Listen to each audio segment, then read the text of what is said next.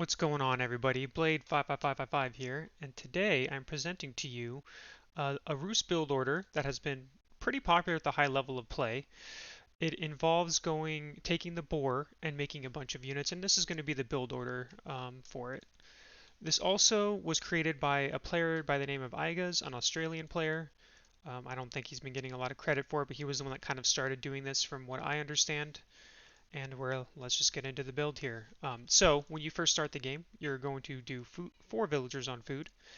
The 2 villagers immediately go to a hunting cabin, house, and then they lumber camp. The rest of the villagers you will get sheep. And like every other roost build order, the first thing you're going to make from your town center is a scout. Then you're going to make your third scout from the hunting cabin, and then that's typically all you need to make. There are a couple variations of this build floating around right now. One of the ones I've seen is 3 on wood immediately. I'm personally not the biggest fan of it, and so this is kind of the version I'm doing as of right now. I expect slight changes here and there in the future as people figure out other cool things to do with this build. So to kind of go over the basics of what you're trying to do and why you're getting this early wood is you're going to be getting early wheelbarrow, which you want to get in the Dark Age if you can. Obviously, you want to make sure you have enough gold to advance to the Feudal Age, so if you don't get enough of a bounty, you're going to have to delay Wheelbarrow. The next thing you're going to do is once you advance to the Feudal Age is you're going to get this double broadaxe. This increases your wood income significantly and is very crucial to this build, as wood is going to be a very, very important resource. And then what you're going to end up doing is you're going to take the boar in the middle of the map. You're going to make a tower and a hunting cabin for that boar, and then you can put your production buildings there. That's what most players are doing right now. Or you can place your production buildings here. Either way, the goal is to take the boar. In this stage of the game, as you can see, we're doing typical roost stuff. We're getting wolves, sheep, killing the deer. Um, Definitely, just the things that you expect at this stage in the game. And then once we get to Feudal Age, and once we've got all that set up with the boar, the production buildings, we're gonna be aggressive. This build is actually very powerful, and if you execute it properly, I don't think there's a single matchup where this is bad, at least as of yet. Again, the build is still pretty new. It's been circling around for about, I think, a couple weeks now. But now the top of the top players are starting to do their variations of this, so we'll see how it advances. Your advance will be a little bit later, and so when you do advance, you want to do 6 villagers, build the landmark, which is going to be, I forget the name of it off the top of my head, the Golden Gate. Then you're going to rally villagers to wood. You're typically going to get 10, 11 villagers on food before you get to that advanced part, and then just rally the rest. As you can see, we have wheelbarrow on the way. We have 255 gold, which is more than enough to begin our feudal age as well.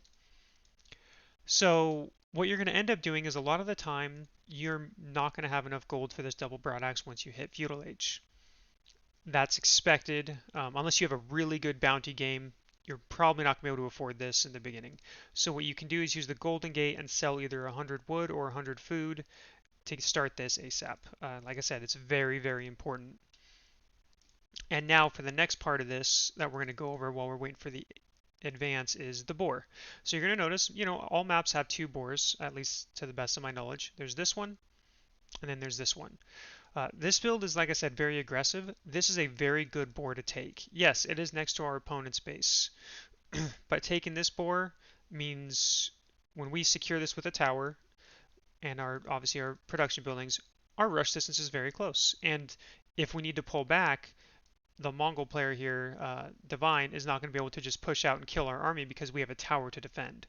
And roost towers are stronger than every other tower in the game because of how much health they have. They are also more expensive. What is also great about this build, though, is you're going to end up taking deer, and this second boar if you need to, if the game goes on that long. While you can most likely kill most of your opponents with this build if they're not prepared, or even if they scout it, this is a very strong build. I'm not exaggerating when I say this is a very difficult one to stop. You're going to see his defense later in this game, and this is going to be a perfect video for an example of what to do when you're faced with a defense that you're not sure you can break. So here's where there's a couple variations once you hit Feudal Age. Some players go stable first and then tower, and then some players like me kind of prefer to go tower first and then stable. You're going to make a stable to get that.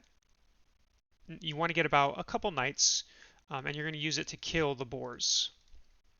You're not going to make too many more knights after that. Later on in the game, you can transition into it if you need to, but usually it's just for 1 or 2 knights to clear the boars and give yourself some map control.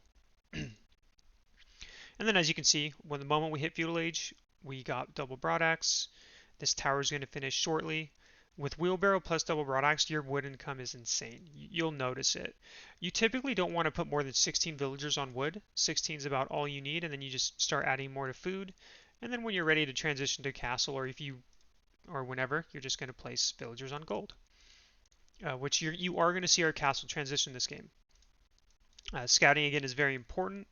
Right now we see our opponents making a pasture, just doing typical Mongol things. Nothing unusual at this point. Now, you don't have to wait for this knight to take this boar. What you can do is pull the 8 villagers from here. For those who aren't aware, 8 villagers is the maximum that can feed on a boar.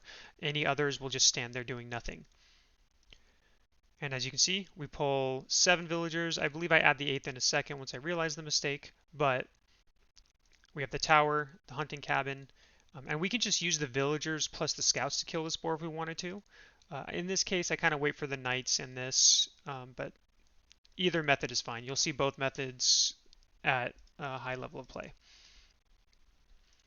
I mean, and then as you can see, 18 wood is how much each villager drops off per drop off, which is why your wood income is crazy. So you're going to notice you can support 4 archery ranges, for example, of units with this build.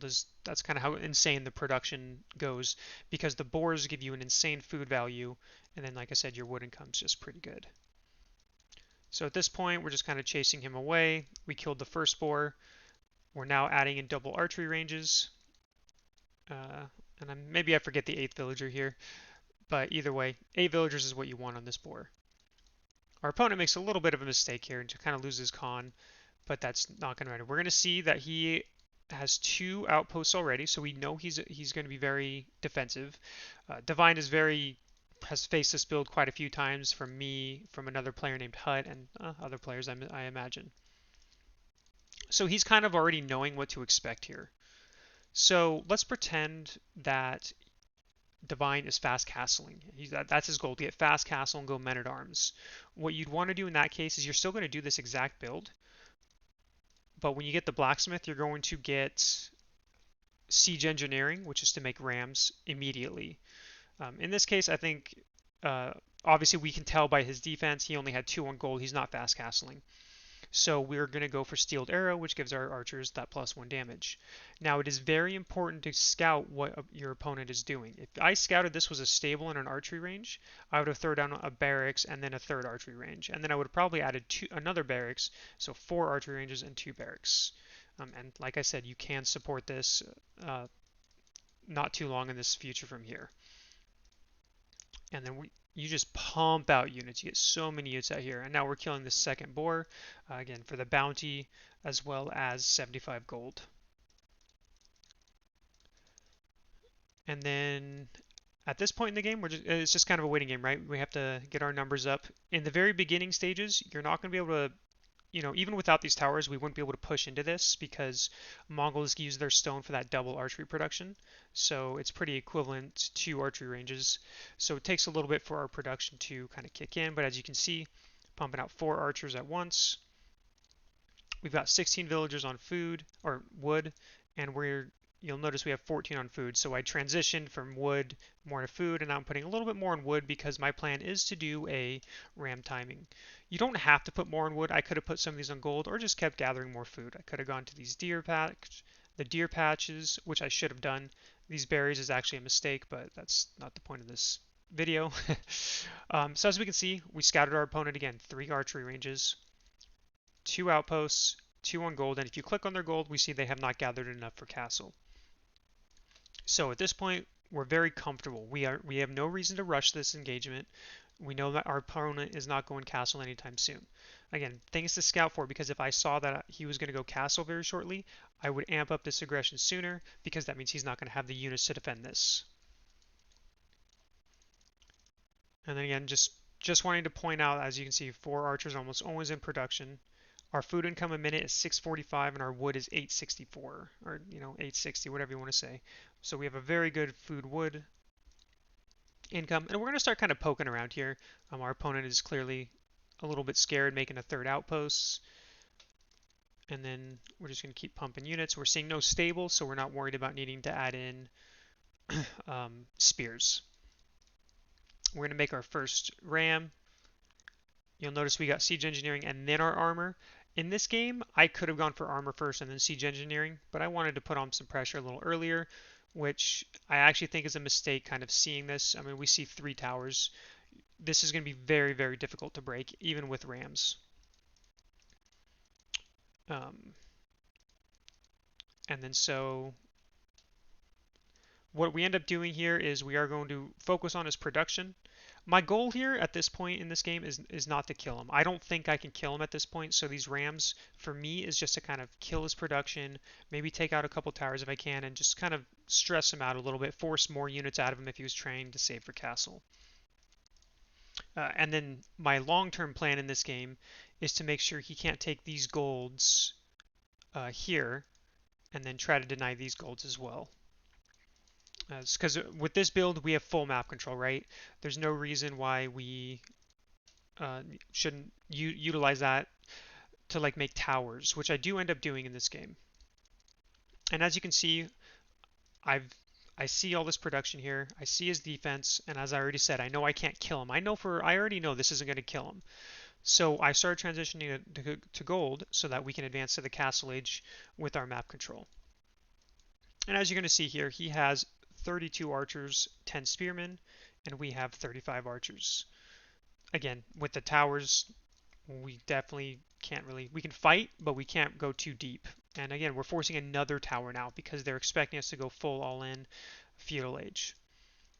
I could, if I wanted to, probably start adding in a 5th range if I wanted to really keep up with the feudal aggression, but I've already made my decision to go castle. So we just take an engagement while we're waiting for our gold to kind of kick in, and then once we get to castle, we'll finish them off there. And then, as you can see, this is a perfect example of what I mean when I say we can't kill them. I actually think making these rams is kind of a mistake here. I don't think this was ever good. This doesn't really do much. We just don't have enough military to take out the focus on the pikes, and he uses the pikes to kill this, even though we have more archers. Well, even archers now. And at this point, this is kind of when I'm like, okay, we just need to really get the castle soon, because again, he can't match our numbers. He's not going to match our numbers. Our production, our economy is too good. Just to kind of give you a perspective of our economy here, look, we're gathering 100 more wood and 100 more food per minute. Gold, obviously, because we're focusing on advancing and he's not. And then so as you can see, very close. And then we're going to advance.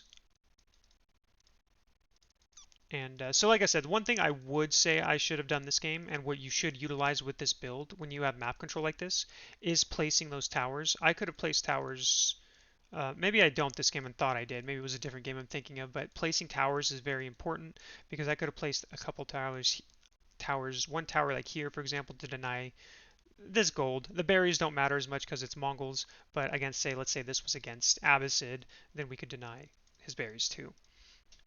And this build, by the way, is very strong against Abbasid, who's considered one of the best civs in the game, arguably number 2. Some are saying, top 3 for 100.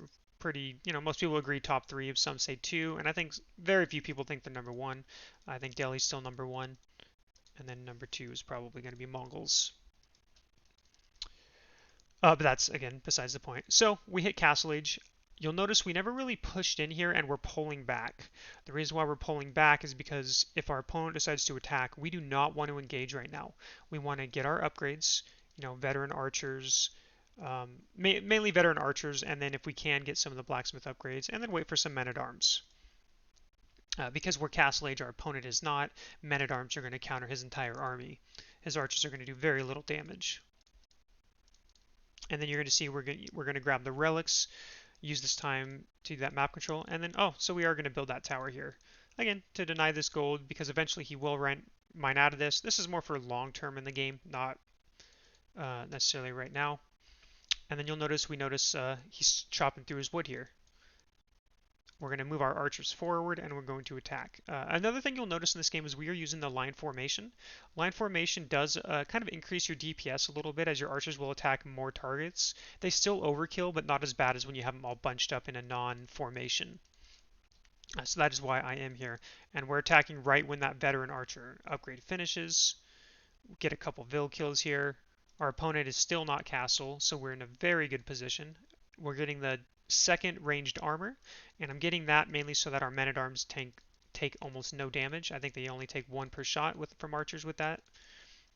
And then we're going to end up getting that attack later. And we're not going to rush our next attack. We got to build up some men-at-arm numbers, and then we're going to attack here shortly. And then we still have that ram from earlier. We actually saved it, and then we repaired it with one of these villagers on here. And then again, as you're going to notice, we just moved on to the next boar. The hunting cabin could have been a lot closer. I obviously wasn't paying attention, but we just take the second boar. No reason not to. And now we're going to start pushing in. And we're grabbing the relics. Now, I have seen some players with this build actually mix in knights later on, and that's not necessarily a bad idea because our opponent... if you clean out the spear numbers or you notice your opponent skimping out on spears, you can just mix in some knights and that's going to help a ton. And we see he has 36 archers, we have 39, but again, we're veteran, he's not. We also have the +2, we have the ranged armor. He obviously doesn't because he just hit castle. We're going to use a couple rams to put on some pressure and keep gathering those relics. And now we have this tower up. We're getting the Springald upgrade. I didn't gather stone for this. I used the Golden Gate to do this. And then you'll notice we actually gather quite a bit of ticks with this. It's because you don't need to spam this out like some other builds. You should still use this when you can. You know, if you need stone or you need wood, you can just buy some stone, buy some wood, sell some food. You know, I did use it some amount this game to buy some wood and all that. And definitely something you want to do in general. This game I never really had a need, but it's surprising how fast you can use this. So now we're attacking. We're taking the hunts here, we're taking the hunts here. This should have been done much earlier. We already knew we had map control. Just wanted to again reiterate that. We're building a tower here to kind of deny this wood line in case that we can't push here. Our opponent tried to make a mangonel and had to cancel. Actually, I think we killed it with these. And then at this point in the game, we're just so far ahead. If we look at our income per minute, we're still above him. Our wood is 600 wood above, and then we're getting the relics, so our gold income is going to be getting better and better. And then, yeah, like I said, this is pretty much the build. You do have to make, adjustments depending. If I had seen, again, my opponent going horses or knights or something, we would have added spears. But we were on top of our scouting, so we knew there were no knights or anything to worry about. Thus, we can just focus on going just this. He does get a mangonel out, but we've already gotten. We're about to have 3 relics, I believe. And you can tell I had a little trouble clicking that one. Pull back a little bit.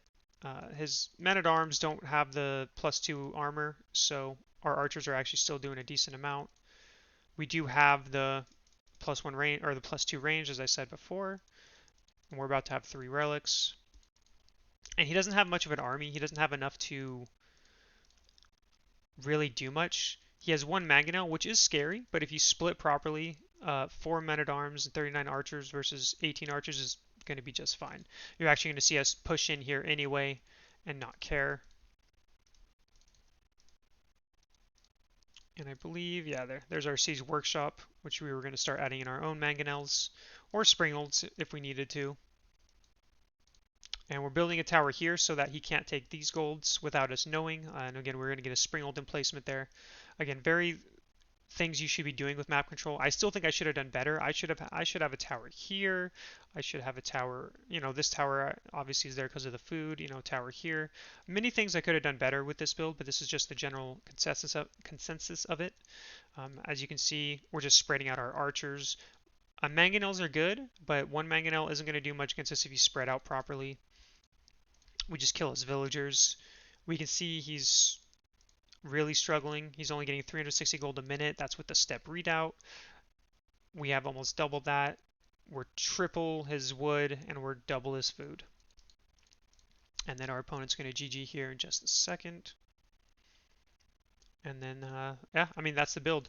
This is, again, this was created by a player named Aigas, and people are obviously making adjustments as time goes on. So with that, hope this helps you Roost players out there. We know that Roost has been considered a very weak civ for the past 3 months because of the Horse Archer nerf. I think Roost is now probably going to be a very top tier civ with this build, and again, the adjustments that come of it. We'll see how it goes. If you have any questions, please feel free to leave a comment below, and then we will go from there. Thanks for tuning in, everyone.